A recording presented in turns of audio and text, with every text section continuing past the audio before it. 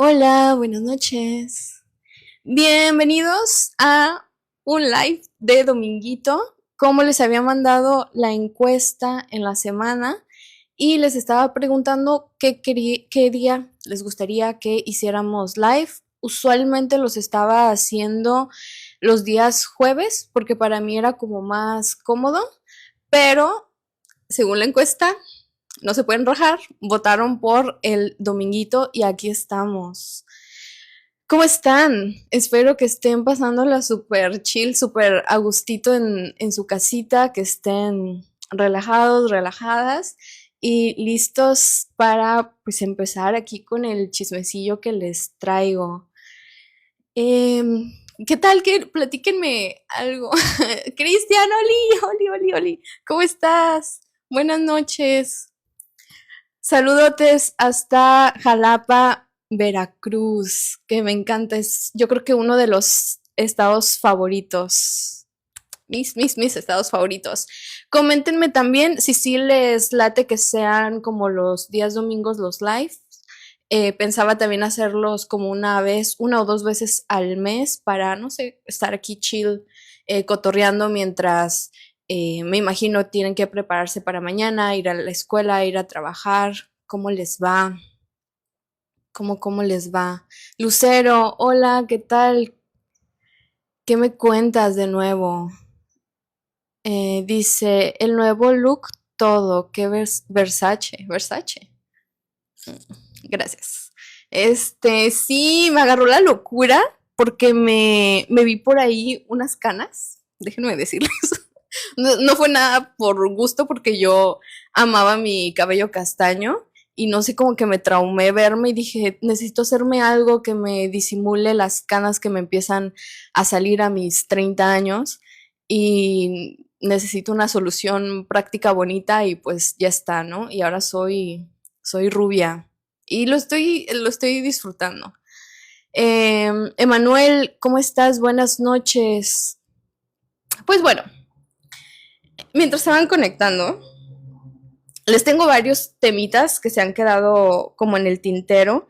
He notado que están como reviviendo algunos de mis videos antiguos y yo creo que voy a necesitar hacer un remake de esos porque pues no tenían la calidad pues que tengo ahorita, que igual no es esto como lo más top, ¿verdad? Podemos ir todavía mejorando, pero pues sí pienso que por el contenido esos videos se merecen pues un refresh, sobre todo el video donde hablo sobre el ámbito laboral dentro de la arqueología, que es algo que les genera pues mucha inquietud y yo lo entiendo, ¿no? A todo el mundo nos genera inquietud el tema laboral. Y también por ahí vi que estaba dando como muchos comentarios el video de los Olmecas, que ese, pues, ahí está para que lo vayan a ver y se integren al chismecito y a la discusión de los comentarios. A ver, espérame, Omar me invita a unirme como co-anfitrión. Dame un momentito, quizá más tarde me uno con ustedes, porque pues ahorita sí me gustaría eh, como platicarles las cositas que les tengo preparadas. Dice Lucero, estoy feliz, conseguí trabajo aquí en la península, terminando de aprender lo que conlleva el campo. Me da mucho gusto que por fin estés por ahí con trabajo. Igual seguimos en contacto por si se abre una posibilidad acá en Colima. Y también quería decirles eso, yo ya estoy como a puntito de salir un poco de el ámbito laboral arqueológico y pues eso me tiene como con mucha expectativa, pero también muy feliz porque se vienen proyectos y cosas nuevas.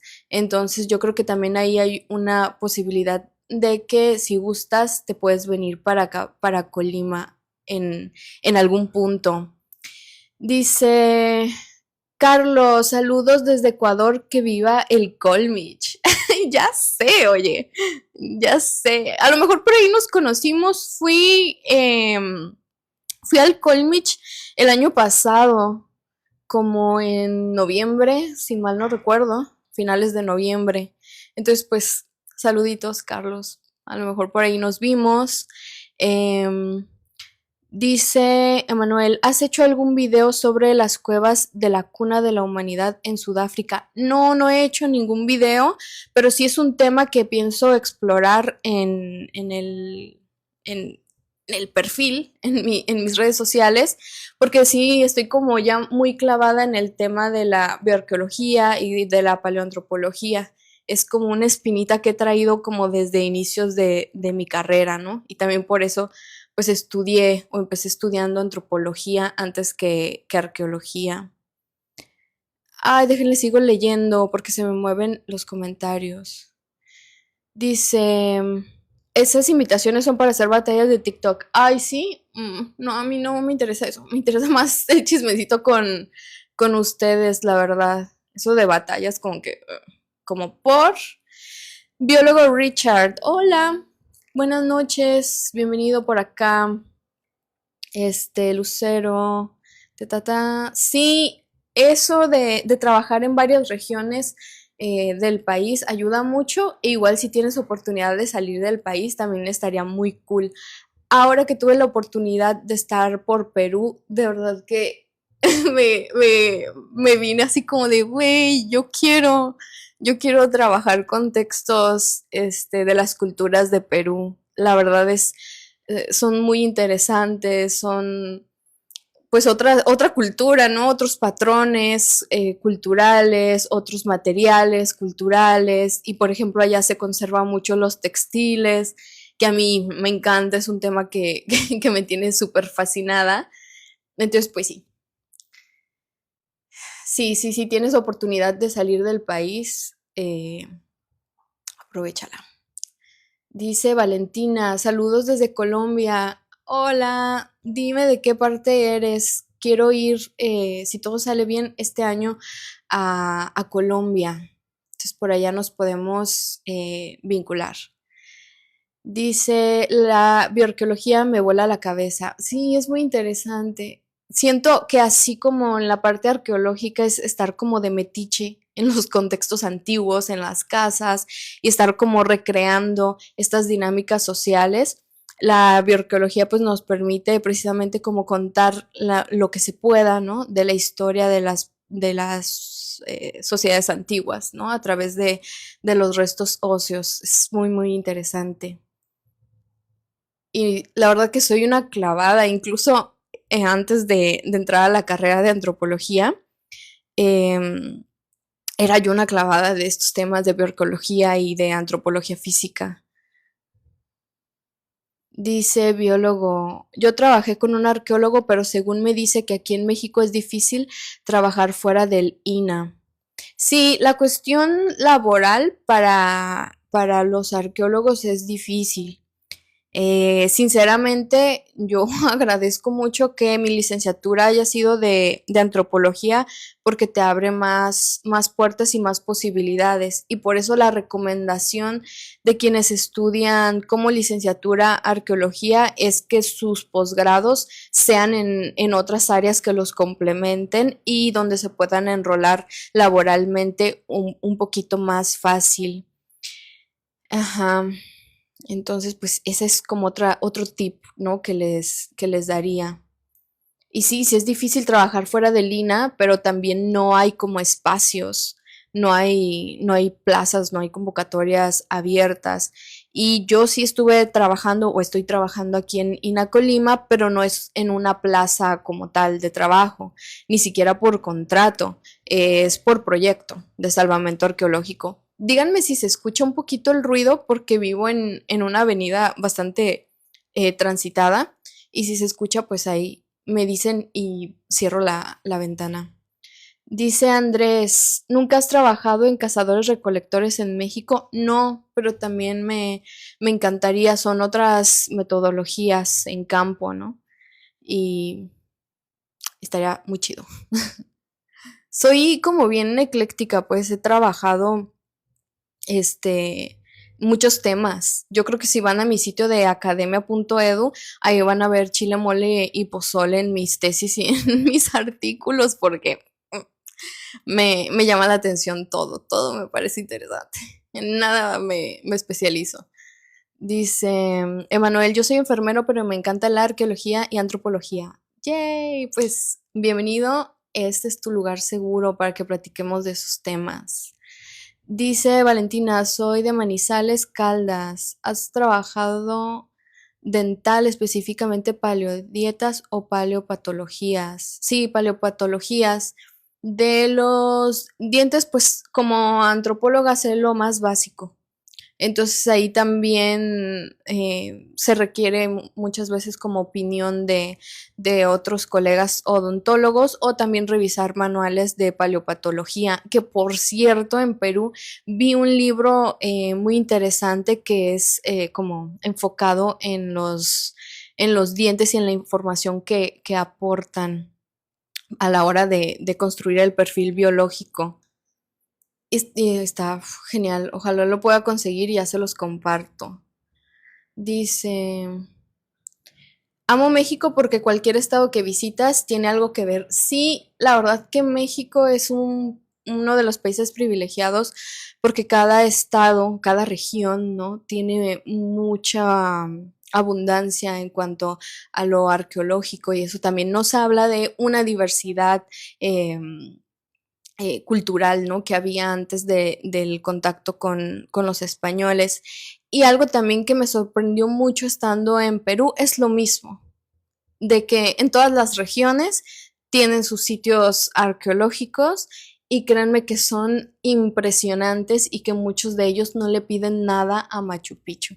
Y eso es de lo que les quiero hablar hoy como parte de mis perspectivas que fui ganando a la hora de hacer esta comparación con la cultura material de Perú. Dicen, ya sé, ¿no? Esos de que no se jubilan los arqueólogos, quieren ser eternos. Ujú. Dice, el otro día viendo un documental me impresionó ver toda la información que se puede obtener de los dientes. Sí, sí, sí, estimación de edad, a lo mejor también como lo alimenticio, ¿no? El tipo de mordedura que tenía, la afinidad biológica. Hay muchísimas desnutrición, o sea, hay un montón de información que se puede obtener de una persona a través de los dientes. Y, por ejemplo, si ya hablamos de ADN, sobre todo en restos antiguos, los molares son como los ideales para poder obtener muestras genéticas. Por el mismo material mineral de los dientes, recubren muy bien lo que es la pulpa, que es como el material orgánico, ¿va? Porque lo de afuera de los dientecitos, pues son minerales, son inorgánicos. Y eso sirve como de que protege ahí, como ahora sí como cascarón de huevito, el material orgánico y muchas veces sobrevive y se pueden obtener muestras. Es como de lo que mejor da resultados al momento de tomar muestras para ADN. Sí. Y ni empecemos porque con ese tema porque me voy como hilo de media. Sí, es impresionante cómo se pueden hacer este tipo de pruebas a homínidos con una antigüedad impresionante, cómo se conserva o se puede conservar todavía cierto material, ¿no? Ya fósil. Dice, en mi práctica de excavación encontramos un incisivo y un canino. Sí, es común de que a veces por el tipo de suelo, cuando tiende a ser muy ácido el suelo, desintegra muy rápido los huesos y eso pasa mucho en Colima. En ciertas zonas y en ciertas fases culturales es muy raro encontrar una buena preservación ósea, sin embargo, nos encontramos todavía piezas dentales en buen estado y se debe a lo mismo, a su composición que es mineral principalmente. Dice, yo trabajé como perito en genética forense y siempre pedíamos molares a los cuerpos no identificados. Así es, gracias por respaldar aquí lo que estoy diciendo. Ujú. Dice, en la región en la que vivo se ven muy comunes las deformaciones craneales de los quimbayas. Sí, también la deformación craneal es como una práctica bastante extendida en distintas partes del mundo. En México, ahorita que lo comentas, en Colombia, en Perú también lo vi y cada uno tiene como sus técnicas y sus formas, ¿no? Sí es interesante, ¿no? Y desde nuestro punto de vista decimos, ay, qué interesante, no sé qué, pero imagínense para el infante, ¿no? O que estaba pasando por estas modificaciones, qué tan incómodo pudo haber sido, qué tan doloroso, qué tan, no sé, también como que surge esa curiosidad, ¿no? De ponernos en el lugar de la persona de ese entonces. Ujú. Le sigo leyendo. Bueno, en lo que igual vayan poniendo comentarios, si tienen otra pregunta, y aquí seguimos cotorreando. Este, y voy a ver mis notas de lo que les tengo preparados. Así, la otra vez me preguntaron por este libro que de Sofía Guadarrama Collar, no sabía que era Tapatía, es una escritora y es el libro de Enigmas de los dioses del México antiguo. Ay, que no de charolazo, ahí está. Entonces, este libro, vean el choto que es. Igual, esta fue una edición donde conjunta sus dos novelas. Vean dónde me quedé. Incluso aquí está el separador, ¿no? Me faltó como este choto por leer, que ya es como de los últimos capítulos de la segunda novela, porque aquí se juntó, déjenme ver si está aquí el nombre de las novelas, porque las escribió por separado. Ah, son tres novelas. Coat, Balam y Cuautli. Son tres novelas y en esta edición se juntaron. Porque es como la misma saga, pues. Es la misma saga, son los mismos personajes. Pero yo ya, la verdad, no pude seguir leyendo porque sí de pronto me incomodó muchísimo como el nivel como de violencia que había en el libro y aunque sí es como una de las realidades del país, no lo vamos a negar, lo cual pues la autora los logra reflejar muy bien, pues de repente es chocante, ¿no? Estar como leyendo eso y en lo personal muchas veces me acerco como a la lectura recreativa como para fugarme un poquito de la realidad. ¿No? Y seamos honestos, ¿no? ¿Quién no lo hace? ¿Quién no toma un libro como para dejar de pensar en su día a día y darle ese descanso a su mente y entrarse a otras realidades, ¿no? Que son las ficticias que vienen en la literatura. Entonces para mí sí fue como muy difícil, además soy una persona muy sensible pues a estos temas y no disfruté tanto la lectura. Quiero decir que la primer parte, o sea, la primer novela, sí me gustó, me pareció muy interesante, se nota que la autora hizo una muy buena investigación detrás, sí me gustó mucho eso, ¿no? Y más como antropóloga y como arqueóloga, siempre andamos ahí como verificando que el dato histórico esté bien colocado, no esté tan distorsionado, ¿no? Somos medios piquis con eso. Y la verdad que me sorprendió para bien en ese sentido. Y pues ahora sí que viene de gustos, ¿no? Les digo, yo no terminé de leer por esta situación de que soy muy sensible con temas de violencia, pero en como, como afinidad histórica y todo eso hizo un buen trabajo. Ujú. A ver, les sigo leyendo. Eso era lo que les quería comentar. Es que se me pierden los comentarios. Déjenme, déjenme verlos. Ténganme paciencia. Ok. Dice, la deformación craneal también generaba estrabismo. No, sí se llegan a deformar obviamente las cuencas orbitales, pero no genera el estrabismo. Sobre todo en la cultura maya, sí hay como evidencia de este estrabismo y se propone que era como inducido, o sea, se generaba. No era algo como con lo que se nacían porque se consideraba como algún tipo de... Es que muchos se van como por la explicación de belleza, ¿no? Pero yo me voy más como la explicación de que el estrabismo sí tenía como una connotación religiosa y simbólica muy, muy importante, ¿no? Porque ¿quién va a querer provocarse estrabismo, ¿no? Y modificar su vista por el resto de su vida. Entonces eran razones poderosas detrás, ¿no? Porque luego tengo la sensación de que dentro de estas hipótesis arqueológicas, muchas personas como que se van a lo simple o se van a explicaciones que no tienen como tanto fundamento o tanto sentido, ¿no? En de por qué alguien, un ser humano realmente haría eso, ¿no?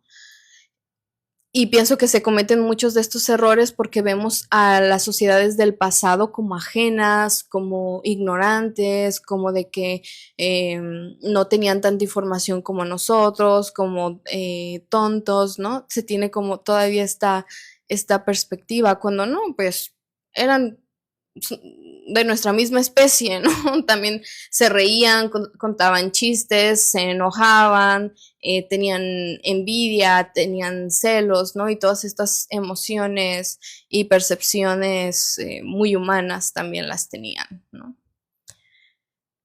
Dice Valentina, normalmente son niños que se preparaban para ser chamanes y sus preparativos provocaban estrés. La bioarqueología es cruda más en imperios como los mayas, aztecas e incas. Sí, porque ves casos de cómo se ejercía la violencia, ¿no?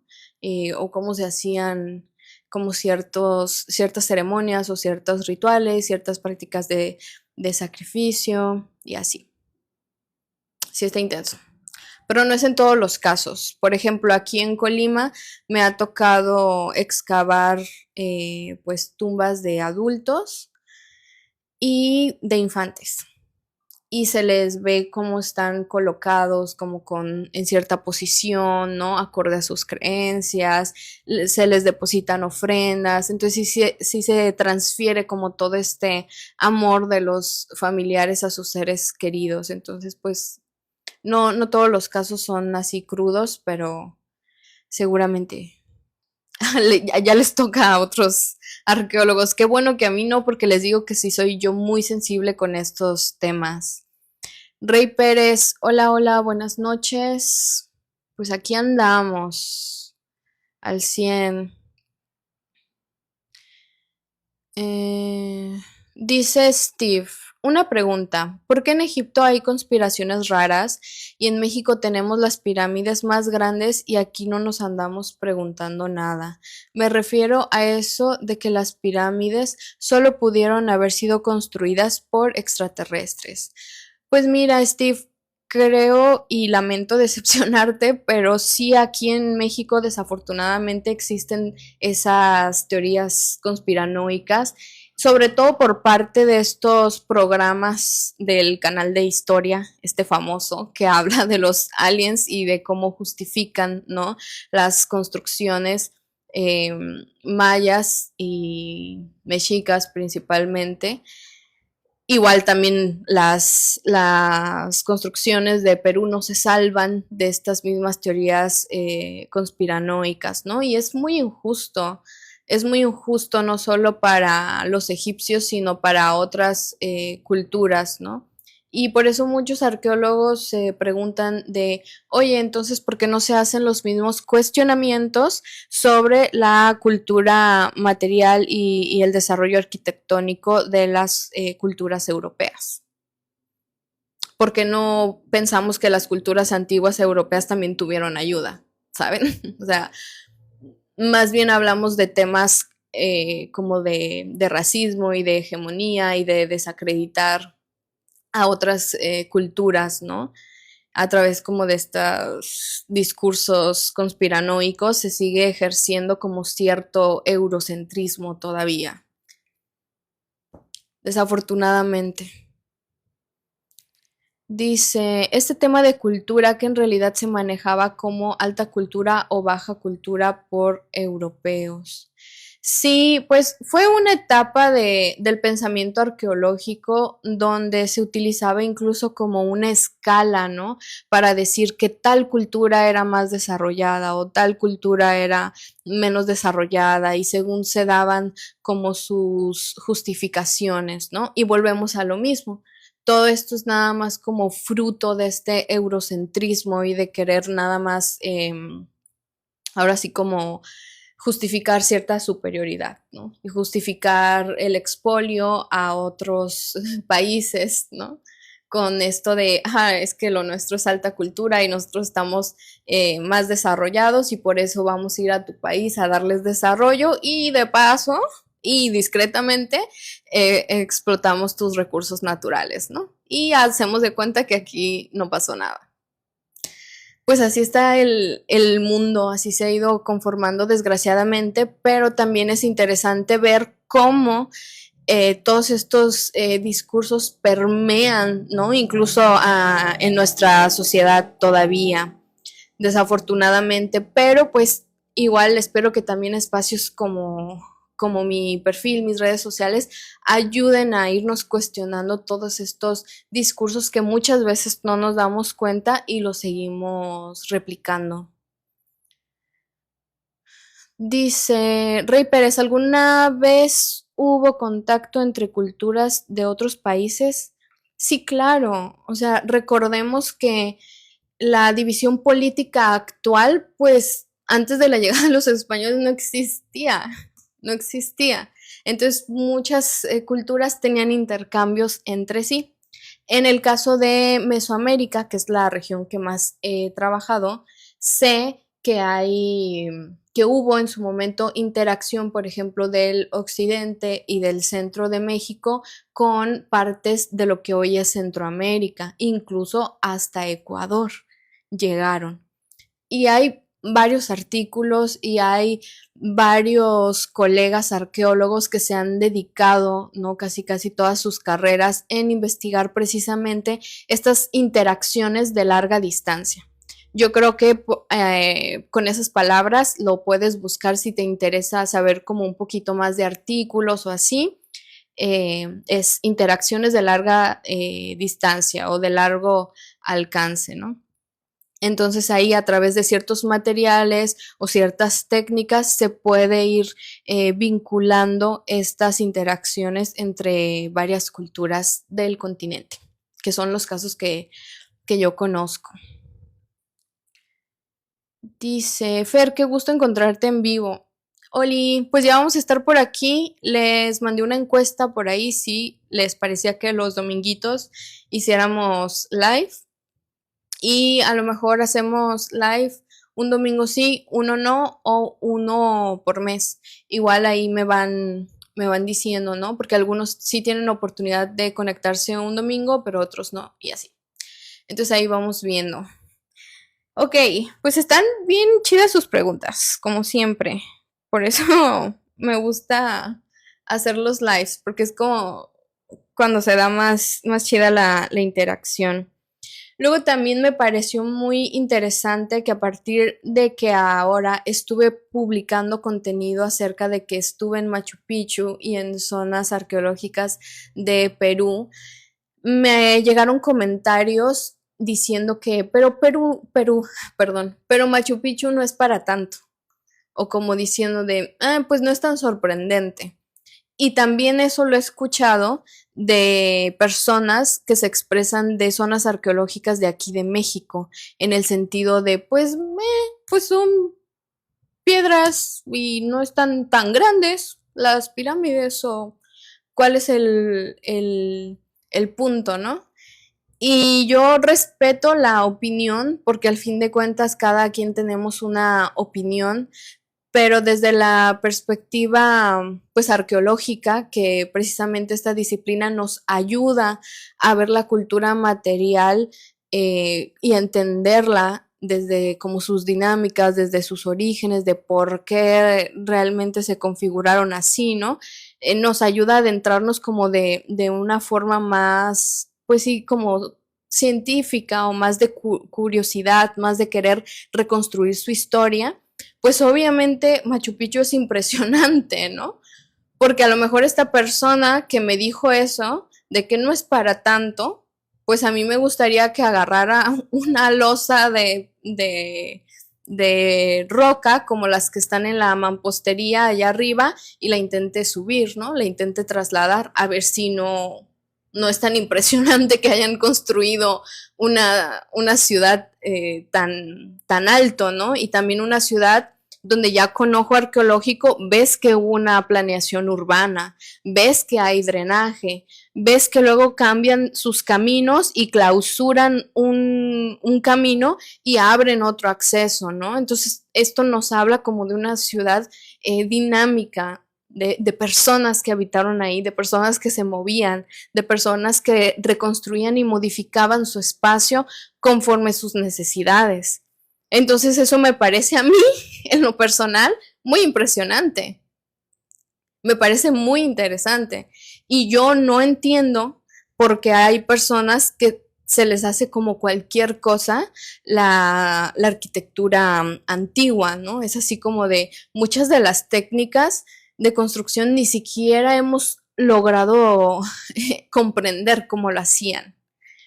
Incluso platicando con un tío que es ingeniero, hablábamos de estos bloques enormes de roca que lograban colocar como sin mortero de por medio, ¿no? Entonces, ¿cómo encajas una roca con otra a un nivel tan preciso y milimétrico y tan exacto y tan brillante? Y él me dijo, o sea, actualmente dale eso a un albañil o a un arquitecto y no te saben decir cómo fue que lo hicieron, ¿no? Entonces, decir que no son para tanto las construcciones antiguas, la arquitectura antigua, pues es un desconocimiento total, ¿no? De ver las construcciones como algo simple cuando en realidad nos habla pues de un poder detrás, ¿no? De hacer que las personas en conjunto trabajaran para la construcción. Y nos habla de técnica, y nos habla de conocimiento de su entorno, de conocimiento de sus materiales. Entonces a mí eso me parece impresionante, ¿no? No sé si alguno de ustedes ha escuchado este tipo de comentarios. Dice, ¿cuántos dioses de la cultura maya se conocen o son deidades? Bueno, este es un tema bien denso, ¿no? Entre si son dioses o deidades.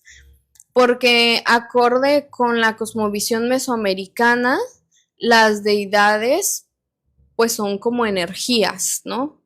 Y son también, es que se le pusieron dioses pues como para, desde la perspectiva cristiana, entender a qué se referían los mesoamericanos. Pero en realidad pues son como deidades, son energías creadores, energías que dieron la posibilidad de que este mundo existiera. Entonces pues dioses así como tales, pues no. Sí utilizamos esa palabra más como para que nos entendamos, ¿no? Pero tiene un significado más profundo para las culturas mesoamericanas. Y de cuántos, la verdad no tengo ahorita como el dato cuantitativo, pero sí se reconocen pues varias deidades que se comparten como a través de Mesoamérica, ¿no? Deidades del agua, deidad del inframundo, deidad ahorita no me acuerdo del maíz, que también es muy importante. Entonces, sí hay varias. El dato así cuantitativo no te lo sé. Ujú. Dice, ¿viste algo sobre los estudios astronómicos de Perú? Hice un trabajo de eso y está muy interesante. No, fíjate que no tuve mucha oportunidad de ver ese tema y es algo que también me apasiona. Les digo que todo me parece interesante, que hueva conmigo. Pero, pero sí, me hubiera encantado. Igual se puede Puedo ir luego investigando y preguntando, porque aquí en Mesoamérica sí existía un estudio, ¿no? De los astros, de menos como de los que observamos a simple vista, y sí se tenía como un recuento muy preciso de los movimientos estelares. Entonces me imagino que en el sur no es la excepción. Y creo ahorita recordar por ahí de que sí tenían como algunas constelaciones ya ubicadas. Y si no, cualquier cosa que me corrija mi colega peruano acá abajo. Dice, el paisaje cultural creado en Machu Picchu es de lo más interesante. Sí, es que te sientes como en otro planeta, de verdad. Eso, esa impresión, no solamente de ver la ciudad, sino de dónde está ubicada la ciudad y ver todo el paisaje natural alrededor, todas las montañas, es algo, o sea, es un tipo de paisaje que no se ve en México, de verdad. Y todo lo que le llaman Valle Sagrado son paisajes impresionantes, son montañas preciosas, es un aire, es, de verdad, Perú es muy mágico, es, de verdad, me quedé ahí toda enamorada de estar ahí a más de 3000 metros sobre el nivel del mar. Y también como es una prueba muy importante para el cuerpo, ¿no? Porque sí está difícil estar tan alto. Y es impresionante, de verdad no tengo palabras para decirles lo mucho que significó para mí todo este recorrido por el Valle Sagrado. Y créanme que Machu Picchu es impresionante, pero no es lo único que tiene Perú en cuestión de sitios arqueológicos. Incluso ahí dentro de la región de Cusco hay muchas zonas arqueológicas que ya en mis redes les iré pues mostrando contenido para que las vayan conociendo, se vayan familiarizando y se animen algún día a ir, porque de verdad es una experiencia muy única. Y todos los demás sitios, créanme que son igual de impresionantes que Machu Picchu. Otro que me impresionó mucho, que es como mi segundo favorito, es Ollantaytambo, que de verdad tienen que ir para verlos. Se los voy a mostrar un poquito en redes, pero no se compara con estar ahí, de verdad. Luego, bromeando con mi colega, le digo que parece que los incas decían, ¿cuál es el sitio más alto y más imposible de construir? No, pues ese, perfecto, ahí vamos a construir. Y yo, no, mi presión arterial, por favor, mi corazón. Pero sí, vale la pena visitar. Dice, yo leí que había una roca que creo que durante los solsticios salía el sol exactamente en ese punto. Sí, pues yo creo que ha de haber varias. Porque los movimientos del sol culturalmente han sido muy importantes, no solamente para las culturas antiguas del Perú, para los mesoamericanos, para egipcios también, ¿no? En todo el mundo ha sido el movimiento del sol algo muy, muy importante. Y justamente en el caso de Perú, ahí en Ollantaytambo, recuerdo que me dijo este Osvaldo que había una roca, creo que era lo del Templo del Águila, algo así, que coincidía pues con la salida del sol en solsticio. Pero no recuerdo si era solsticio de verano o de invierno. Sí, Meta Beats, Oli, dice, y la mano de obra y consumo de recursos que se utilizó para Machu Picchu es impresionante. Sí, porque es una mano de obra y tú dices, ¿cuánta cantidad de personas se necesitaron y cuánto tiempo, no? Entonces esas personas no estaban haciendo otra actividad más que estar ahí construyendo. ¿Y quién las alimentaba? ¿De dónde venía ese alimento? Entonces eso también ya nos habla de un excedente de recursos. ¿Cómo obtenían este excedente de recursos? ¿Sabes? Como que una cosa lleva a otra y te vas dando cuenta que no es tan fácil y que se necesita muchos recursos y una cultura próspera y una sociedad próspera para lograr hacer ese tipo de diseño urbano y más en esas alturas. Así que no es como de que, ay, pues no es tan impresionante, un conjunto de rocas, bla, bla, bla. Y es así como de, sí, güey, pero ponte a pensar poquito, échale cuenta de lo que se requirió para poder construir esa ciudad. Dice, últimamente se está excavando en Cajamarquilla, en Lima. También es un sitio interesante ligado al culto del sol. Sí, sí me habían dicho de ese sitio. Espero volver porque me quedaron varios pendientes por allá para visitar, pero de verdad si tienen oportunidad de ir no solamente a Machu Picchu, sino al resto de sitios del Valle Sagrado, vayan. De verdad es una experiencia única en la vida. Así se los digo. Hola Manuel, qué bueno que volviste. Y vamos a seguir respondiendo sus preguntas y mientras les cuento chismecito. Este... Ah, ya. Entonces, como todos estos comentarios demeritando las construcciones o como diciendo que no es para tanto, ¿no? Las ciudades antiguas, ¿no? Me llevó a pensar de, pues entonces, ¿para qué existimos, no? Los arqueólogos. ¿Cuál es nuestra función, no? Si realmente no le estamos cumpliendo, no estamos transmitiendo ese amor, esa pasión por nuestra profesión, ¿no? Que va más allá de los objetos, que va más allá de los muros de una ciudad. Lo que nosotros queremos o muchos arqueólogos pretenden es reconstruir las dinámicas, es conocer más de nuestra especie, es conocer más a las sociedades antiguas también para conocernos más a nosotros, porque somos un reflejo, ¿no? Y es lo que les decía, no estamos ajenos a las sociedades del pasado, a los humanos que nos precedieron. No somos ajenos, compartimos mismos sentimientos, ¿no? Entonces, saber cómo reconfiguraban sus dinámicas sociales, sus vínculos afectivos, cómo demostraban afecto, por ejemplo, ¿no? Eso también que es algo muy humano, el demostrar amor, el demostrar afecto, cómo lo hacían, con un abrazo o había un saludo especial o había una dinámica de regalarse cierto artículo en específico, qué demostraciones, ¿no? Había.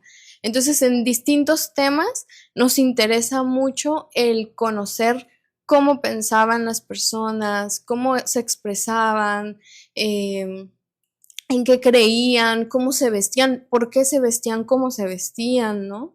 Porque de repente también la ropa que tenemos tiene una carga simbólica y cultural muy importante.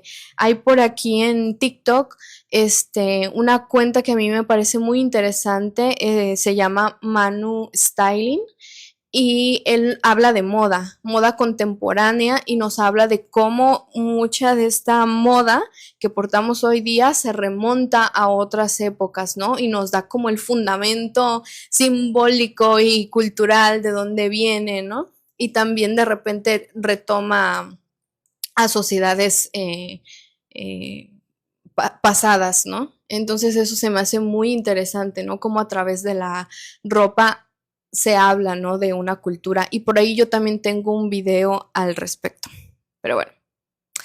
Entonces me llevó a preguntarme, ¿no? De qué, de qué servimos los arqueólogos si no transmitimos eso, si no permea lo que nosotros investigamos en la sociedad, si no podemos sentarnos a compartir con ustedes lo que nos apasiona y el querer saber más por otras culturas y el querer darle valor a nuestra especie, ¿no? Y darle valores, pues recordar lo simple de la vida y lo bonito que puede ser la vida, ¿no? Y lo cruel que a veces podemos llegar a ser como seres humanos, ¿no? Esto como un recordatorio. Y más hoy en día, ¿no? Que vivimos en tiempos políticos bien caldeados, bien difíciles, bien complicados, ¿no? Entonces pienso que en ese sentido, no sé, como que me agüité, ¿no? Como de que, chale, o sea, la arqueología ha fallado porque se llevan las demás personas como una imagen muy romantizada de lo que es ser arqueólogo y pensamos que es ser Indiana Jones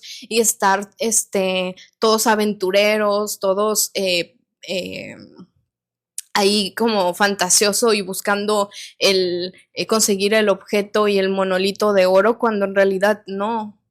Somos personas con una formación científica que buscamos respuestas de nuestro pasado y buscamos conocer las sociedades del pasado, reconstruir su parte de su historia parte de su historia acerca de las sociedades del pasado, por eso, porque los estudiamos pues a través de los restos materiales que a veces son insuficientes, ¿no? Pero el estar reconstruyendo a partir de esas pequeñas piezas lo vuelve interesante nuestro trabajo y a veces los arqueólogos nos embebemos tanto en eso, en esa reconstrucción, que se nos olvida realmente nuestra función social, ¿no? Que es recordarnos a nosotros mismos y recordarles a ustedes de, hey, no somos tan diferentes al pasado, ¿no?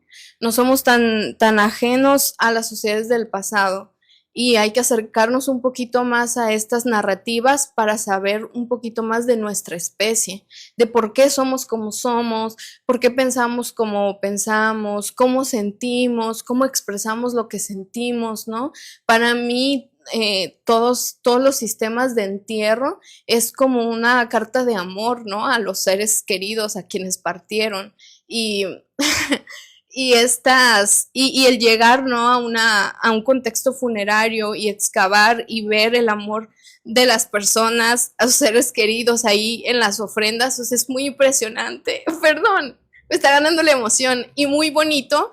Y se me hace como bien injusto de que pues se ha perdido eso. Desgraciadamente se ha perdido eso en la arqueología, ese foco, esa perspectiva, ¿no? Y ya por eso ya no me voy a dedicar a la arqueología.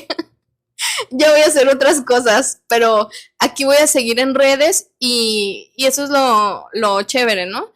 De que pues respeto mucho como cada uno de las perspectivas, ¿no? De mis colegas, porque también tengo colegas que nada más se preocupan por hacer sus investigaciones, hacer su artículo en inglés y ya está, ¿no? Y se respeta. Y ya no se dedican como a transmitir eso. Entonces, mientras yo esté de este lado, de este perfil, aquí vamos a abordar todos los temas y vamos a darle esa perspectiva humana que se necesita tanto en la arqueología, ¿no? No nos debemos de despegar de ese sentido, pues sí, como humanista, ¿no? Rayos. Y social, ¿no? Que finalmente es para eso, ¿no? Es una disciplina para servir a una sociedad, ¿no? Y pues aquí andamos. Dice Emanuel, Fer, ¿tienes Insta? Sí, estoy en Insta como Fer Arqueología.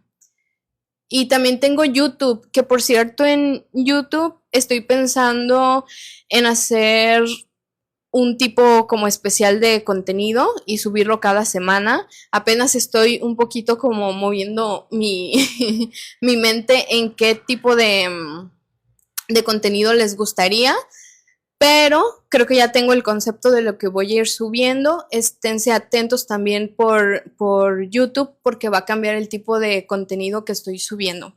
En todas mis redes estoy como Fer Arqueología. Por ahí nos vemos. Y dice, la explicación de los cultos en arqueología está súper chido, sí. Sí. La desventaja es que luego los arqueólogos se encierran así como de que todo tiene una explicación ritual y ya es como la vieja confiable de la arqueología, ¿sabes? Como de que, pues seguramente fue algo ritual, no pasa nada, ¿no? Y ya se reduce a nada la explicación.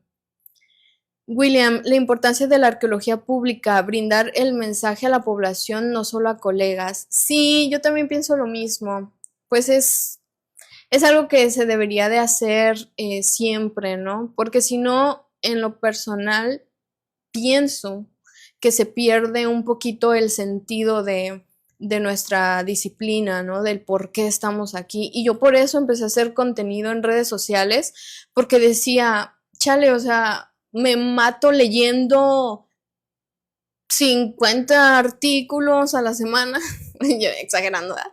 50 artículos a la semana, y me pongo a hacer tales investigaciones y me pongo a hacer esto otro y estoy investigando y descubriendo esto con la tesis y estoy en campo excavando y estoy viendo esto y pues a veces no hay tiempo ni de ponerlo en un artículo ni de nada, entonces, y si lo pongo en un artículo, ¿qué? Pues ahí se va a quedar y ya está, ¿no?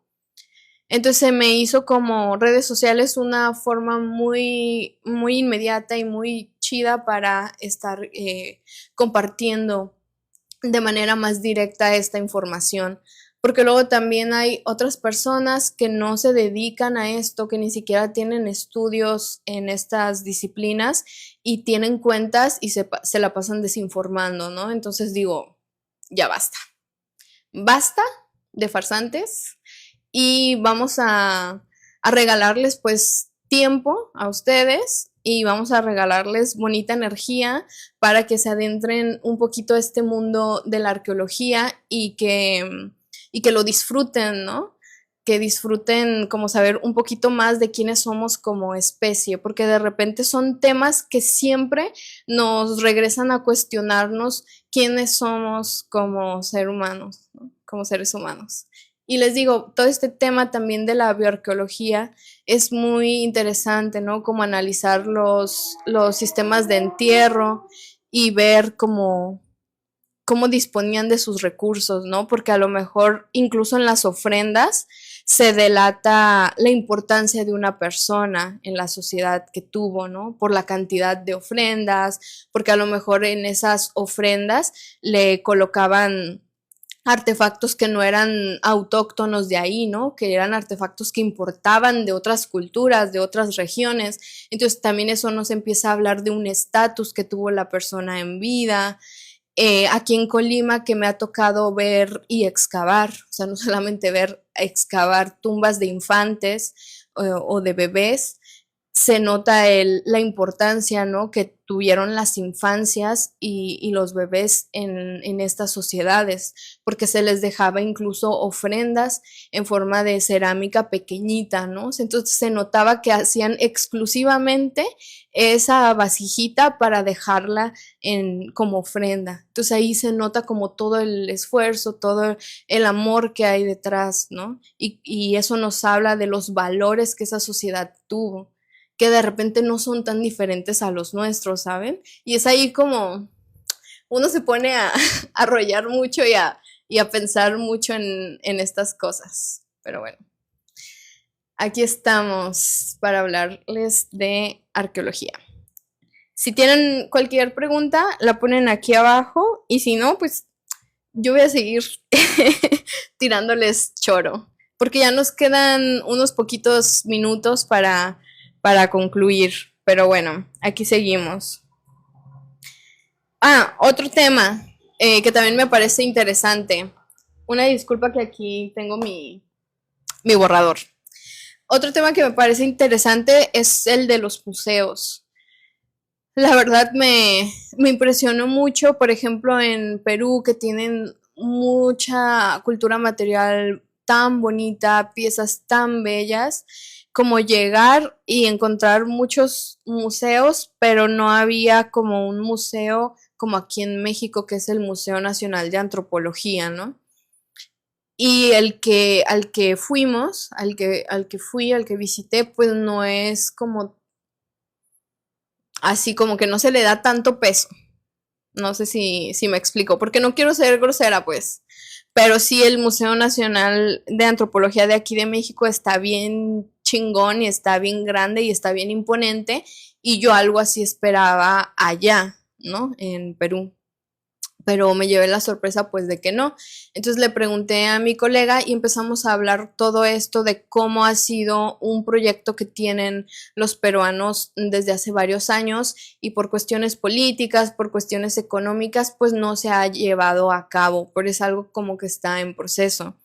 Entonces, con toda esta cuestión de decisiones económicas y políticas, me llevó a reflexionar un poco en el tema de cómo los museos son precisamente contenedores de esta, como, o son expresiones más bien de este poder político y económico de una nación, ¿no? Entonces, sí es como de que en el caso de México sí tenemos un statement bien imponente, ¿no? En cuanto a qué es México como nación, cuáles han sido sus culturas del pasado, ¿no? Que nos han influido en el presente, incluso en las zonas etnográficas también ahí está el statement de los tejidos, de la cultura, de las culturas originarias. Pero, este también me hizo reflexionar un poquito cómo eh, todo este nacionalismo y todo este peso nacionalista que se le da a las culturas del pasado, ¿no? Y cómo muchas veces aquí en México se deja de lado a las comunidades originarias del presente y cómo se descuidan en sus derechos, cómo se les descuida en cuanto a destinar recursos para sus comunidades.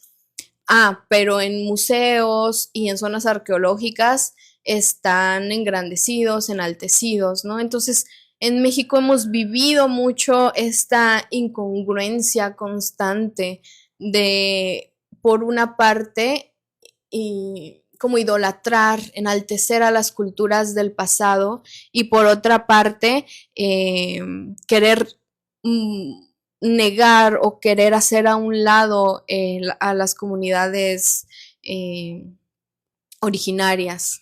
Es que no quiero decir indígenas porque tiene una connotación diferente, pero vamos a usar comunidades originarias. Y hemos vivido, ¿no? Como en esa ambivalencia en México y también eso se refleja en el colorismo, ¿no? De cómo si tú te ves más güerito, más blanquito, te tratan mejor. O sea, a partir de que me pinté de rubia, que me veo un poquito más blanquita, no saben cuánto ha cambiado para mí las personas, ¿no? O sea, cómo han sido las personas en su comportamiento hacia mí y por algo tan tonto y tan simple como el color de mi cabello, cómo te da un estatus o otra perspectiva ante las personas. Y eso pues me entristece un poco, ¿no? Porque digo, chale, pues pensé que ya, ya íbamos superando un poquito ese tema, ¿no? Con toda esta revolución que, por ejemplo, Tenoch hizo con el orgullo prieto, ¿no? Y todo este movimiento del orgullo prieto, uno piensa que vamos, que vamos normalizando un poquito más la diversidad cultural en México, pero a veces no es tan así, ¿saben? Y son temas complicados que igual desde la perspectiva arqueológica podemos y antropológica podemos ir debatiendo y podemos ir pues cuestionando un poco de por qué existe esta incongruencia, ¿no? Porque mejor no enaltecer todo, no enaltecer tanto las culturas nativas del pasado como las del presente.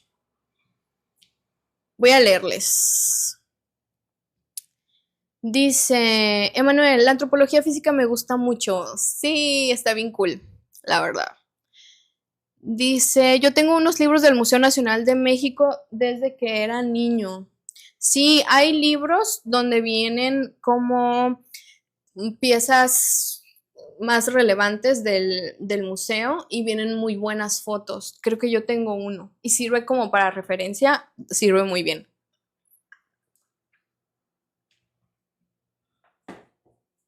Ay, perdón, es que me deshidrato con todo lo que estoy ahí hablando. Dice, tiene unas fotos padrísimas. Sí, esos libros. Sí, sí, ya ubiqué cuáles dices. Sí, tengo por ahí uno. Dice Manuel, soy tu fan. Oli. Estoy también en Instagram, por ahí subo cositas un poquito más personales y publico más seguido. Estoy un poquito más activa, por si por ahí quieren seguirme. A quienes me estén siguiendo por Instagram, los voy a agregar a las historias de mejores amigos. Quienes me sigan hoy van a estar en mis mejores amigos porque luego publico cositas como más personales o cositas más exclusivas o les hago preguntitas más así particulares. Entonces, por ahí nos vemos. Ay, Loma María Rico, Oli. Dice, mitología México antiguo. Ambos estados, México y Perú, fueron moldeados basados en perspectiva criolla. Sí, sí, sí, o sea, compartimos muchos aspectos de nuestra historia, incluso lo que también tenemos en común es que el patrimonio arqueológico se ha retomado como un estandarte para el nacionalismo. En su momento se retomó así como de sí, el orgullo de las culturas del pasado y no sé qué tanto, ¿no? Entonces, sí, sí he visto muchos paralelismos, sí vi como entre México y Perú. Ajá. También la mayoría de países de Latinoamérica, así es.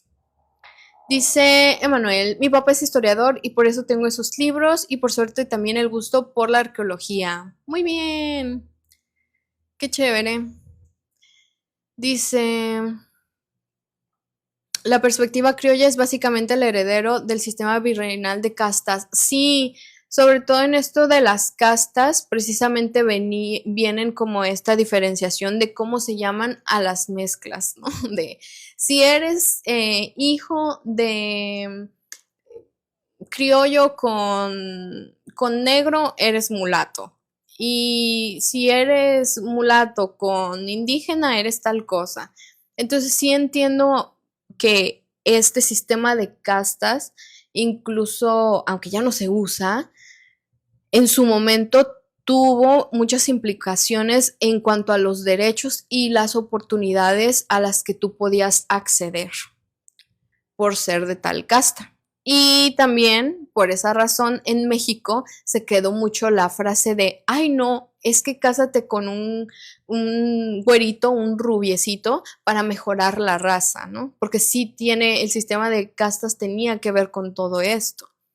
Pero mi pregunta es, si ya lo sabemos, si ya sabemos de dónde viene este colorismo que hoy día se dice, si ya sabemos eso, entonces pues ya hay que relajarnos en el tema, pues sí somos morenos, somos prietos, hay muchas comunidades indígenas que afortunadamente sobrevivieron al etnocidio del contacto, que están actualmente viviendo su cultura, expresándose y que eso le da riqueza al país.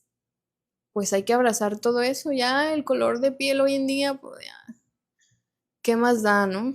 Pero eso dice uno. Ya en las estadísticas sí se refleja que quienes tienen tez más clara y todo eso, pues tienen como las oportunidades laborales mejores.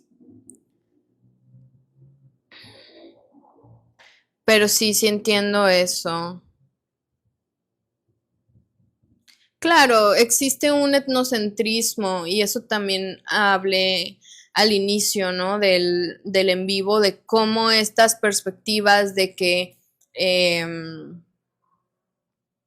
esperen, cómo estas perspectivas de que, listo, es que se me iba a cortar el live. Con estas perspectivas de que no, los aliens construyeron tales pirámides y cosas así, siguen viniendo del mismo eurocentrismo para como desestimar a la grandeza de otras culturas que no sea la de ellos. O sea, y ya la gente bien tonta iba a creer, no, sí, nos están mintiendo. Los arqueólogos nos están mintiendo.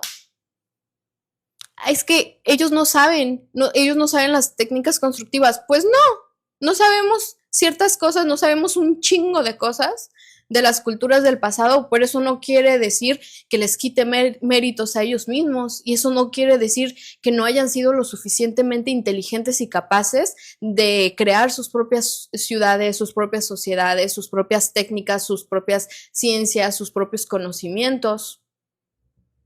¿Cuál es el problema? Pero bueno. Modo, Oli, justo entraste cuando me estaba enojando. Y ni modo. Dice, exactamente, aunque haya cambiado de nombre, las acciones siguen siendo las mismas, ganadores, perdedores. Pues sí, desgraciadamente. Dice, lo peor es que esas ideas son promovidas en las mismas zonas arqueológicas. Fíjense que es algo de lo que yo hablé en mi ponencia en el Congreso Nacional de Arqueología en el Perú, de que en México hay mucho rezago todavía en cuanto a la museografía de las zonas arqueológicas. Seguimos manejando cédulas viejísimas con información ya rezagada, ya rebasada, que tú dices, dude, ¿por qué? ¿Cómo por qué? Y ya luego nos viene a cuenta de, no, pues es que no hay suficientes arqueólogos, no hay suficiente personal. Bueno, pues abre plazas para contratar. Es que no hay suficiente presupuesto. Y ahí estamos, y ahí seguimos atorando. Y ahí sigue el mismo director de Lina, desde hace, ¿sabe cuántos sexenios, no?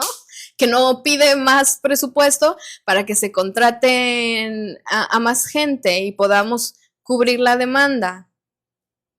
Digo, ya me enojé. Ya voy a empezar a decir sus verdades. Dice, un guía oficial se puso a hablar de Pachita y Greenberg. Exacto, y es algo también que me impresionó mucho de Perú, que en Perú arqueólogos sí te dan los recorridos, a las zonas arqueológicas y a los museos. Y aquí en México, cualquier gente de turismo, venga, se lo jalan. Sabrá Dios si tienen o no alguna licenciatura, los jalan para que den recorridos. Y ellos sí son los sindicalizados y sí son los que tienen las plazas y todo, y se ponen a hablar cosas bien místicas y bien acá raras que desinforman a las personas. Y con todo respeto, ¿verdad? Pero a mí me parece más interesante el saber generar un lenguaje y el saber generar estrategias para promover como el interés de las zonas arqueológicas y de las culturas antiguas a las personas, ¿no? Pero en términos pues científicos, ¿no? Con los conocimientos generados por las investigaciones. Y ahí es ahí está el meollo del asunto, ¿no? Y es algo que personalmente también a través de mis redes sociales he ido aprendiendo. Y créanme que cuando preparo contenido para ustedes me quebro la cabeza pensando cómo hago esto más atractivo, cómo hago esto más dinámico, cómo explico este concepto o esta idea compleja en términos sencillos, pero que también sea interesante, ¿no? Para ustedes. O que también les mueva algo, ¿no? Sus fibritas humanas, como les decía hace un momento. Entonces, pues ahí está, ¿no? No cualquiera le entra a estos temas y no cualquiera le entra a difundir el patrimonio arqueológico desde un discurso, pues, científico. Dice, desgraciadamente la academia es una de las principales responsables en ahuyentar el interés. Así es. Así es. El elitismo, soberbia y excesiva solemnidad. Sí, es algo que también he notado en México, que la academia genera como lo que le llamamos vacas sagradas, como esta gente que dice una idea interesante y ya todo el mundo le idolatra y todo el mundo lo considera como top. Y durante toda su carrera jamás nunca nadie le cuestiona nada. Y es así como de coño, es ciencia, no es dogma. Es ciencia. Y aunque seas una vaca sagrada, si yo veo que tu discurso está flaqueando en algo, yo tengo el absoluto derecho en hacerte preguntas. Y no tengo que ser grosera, y no tengo que ser soberbia, y no tengo que, nada de eso. Simplemente, como científicos, vamos discutiendo. O sea, ¿cómo fundamentas lo que estás diciendo? ¿Cómo fundamentas cuál es la evidencia, qué teoría estás usando, de qué forma se puede o no falsear tu hipótesis? Y no te tienes que sentir y no te tienes que atacar y no te tienes que agüitar ni nada, ¿no? Porque hacemos ciencia, dogma no. Y todos estamos sujetos a equivocarnos. Y es uno de los atributos de la ciencia, ¿no? De que estamos para equivocarnos y las equivocaciones, al contrario, pues son un avance. Pero aquí en México como que le tienen un chingo de miedo a regarla, le tienen un chingo de miedo a equivocarse y le tienen un chingo de miedo a cuestionar a la vaca sagrada. Y me disculpan, pero las vacas sagradas que he conocido, yo tengo varias cosas que cuestionar, ¿eh? Ahí nomás les digo. Dice... Las vacas sagradas y el dogmatismo ya son un problema cultural, incluso desde tiempos prehispánicos, en los que la caída de algún cacique significaba la rendición de un ejército entero. Sí, y volvemos a lo mismo. Son patrones culturales que venimos arrastrando, lo que comentábamos hace un momento de las castas, ¿no? Cómo eso antiguo, virreinal, se manifiesta actualmente en la sociedad mexicana a través del colorismo y del racismo, ¿no? Donde los güeritos y los más blanquitos obtienen más privilegios que los que son más morenos, ¿no? Volvemos a lo mismo con este ejemplo, ¿no? Que mencionas. Se repiten ciertos patrones culturales que ya luego es difícil de romper, pero por algo se tiene que empezar. Dice, a fuerzas, al fin alguien que no niega el racismo de este país. No, no lo negamos, desgraciadamente eso existe. Incluso, por ejemplo, en la televisión, ¿no? Cómo no existe esta representación de las verdaderas caras de México, ¿no? Y los verdaderos colores de piel que hay en este país tan diversos. Pero no, en la televisión, en las telenovelas y todo lo que sale, no, los blanquitos, los güeritos, ¿no? Y tú dices, coño, no somos así, ¿no? Por ahí me tocó ver de una marca de un shampoo muy famoso que sacó una publicidad en redes sociales diciendo, para el cabello de las latinas. Y eran tres celebridades, güeras tú, blancas y güeras. Y yo, ahora, ¿cómo que latinas y las tres morras bien blancas? O sea, no nos representan, no hay representatividad. Pero bueno, por ahí les recomiendo que busquen el movimiento del poder prieto. De Tenoch Huerta. De mi futuro husband. No se crean. Pues me dio mucho gusto. No sé si alguien más tiene alguna otra pregunta por ahí. Vamos a hacer los lives, les comentaba, los domingos. Yo pienso que igual, como a estas horas, si alguien propone que sea un poquito más tardecito, si se desvelan un poquito más, déjenlo en los comentarios, o si esta hora 8:30 o 9 prefieren, también está bien, por mí está perfecto. Los domingos siempre como que tengo el espacio de, ahora sí como de sentarme a platicar de todos estos temas con ustedes y además me gusta muchísimo. También si tienen un tema específico que quieran que abordemos en el próximo live, está abierta la sugerencia para que lo dejen aquí abajo. Y ya pues como resumen, hoy hablamos de un chingo de cosas muy interesantes, también de cómo estudiar el pasado. Yo me quedaría con esto, de cómo estudiar el pasado nos da pistas sobre nuestro presente y nuestra sociedad presente, ¿no? En la que vivimos. Y cómo esas pistas y esos reflejos nos dan perspectiva, ¿no? De quiénes somos como especie. Y pues nada, a concentrarnos como en las cosas chéveres de nuestra especie y aprender de las cosas pues no tan geniales que tenemos, ¿no? Como todo. Dice, espérenme. Dice, Fer, ¿crees que haya más cabezas olmecas aún enterradas? Pues yo pienso que sí. Ay, yo sí, pues yo sí creo. Por ahí estuve leyendo un artículo de una investigadora donde propone que las cabezas que conocemos como olmecas, pues eran representaciones de jefes, ¿no? O de líderes de los grupos, ¿no? De ese entonces, que les pusimos arqueológicamente olmecas, ¿no? Entonces, pues yo sí pienso que debe de haber por ahí más. No sé quiénes anden ahorita por ahí estudiando la zona, pero por la misma geografía y la dificultad que hay, porque es selva y está muy cañón ahí estar trabajando campo, probablemente no se han descubierto más, pero esperemos en los próximos años. Es que eso estaría genial, ¿no? Así de, que salgan más cabecitas. Sí, por cierto, en el Museo Nacional de Antropología hay réplicas. También hay réplicas de un trono, uno de los tronos. Bueno, sí se le llama trono o altar, altar, olmecas. Entonces también para que se den una vueltita por ahí por el Museo Nacional. Ay, también se vería muy chido que hiciéramos un grupo y fuéramos así en bola al Museo Nacional.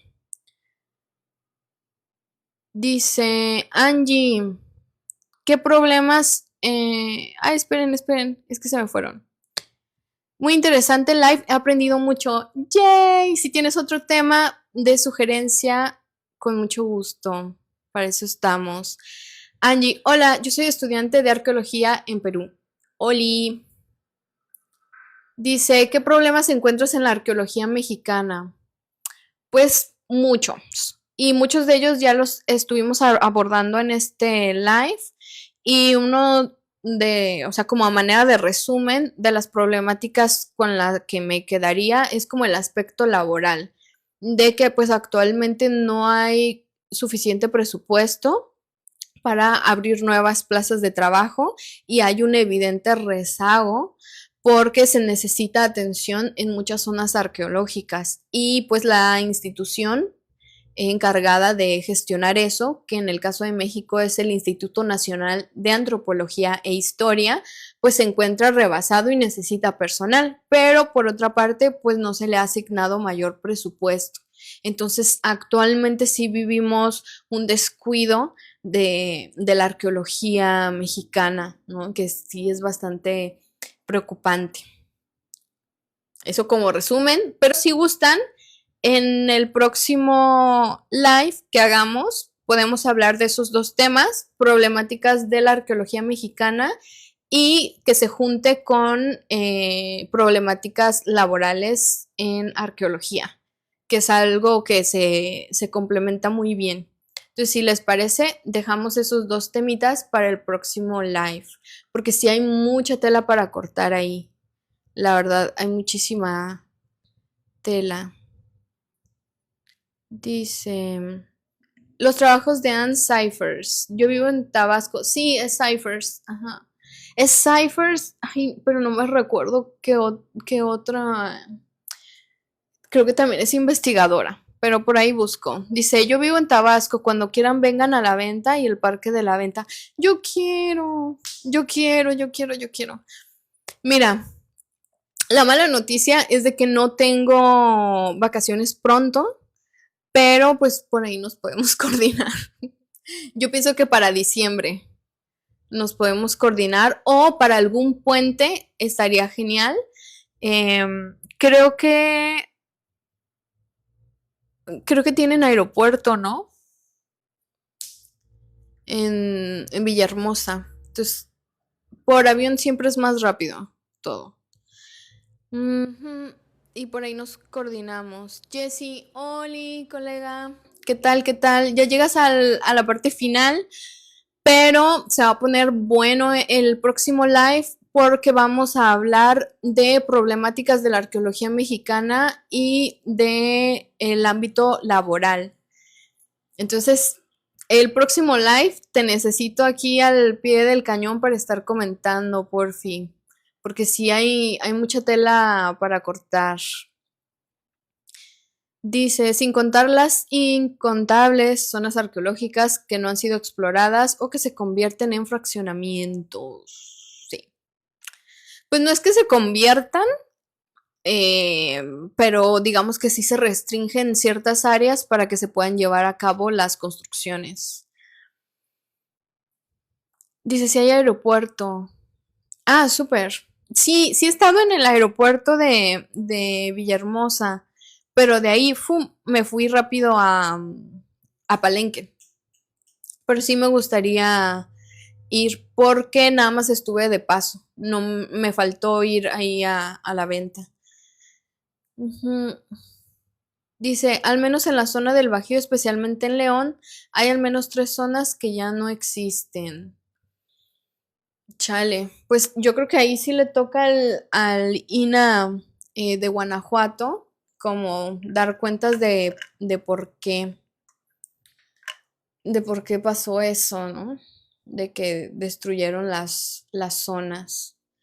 A mí no me ha tocado, la verdad, de donde soy yo, en Guadalajara, sí tenemos como bien identificadas las zonas que hay y se protegen.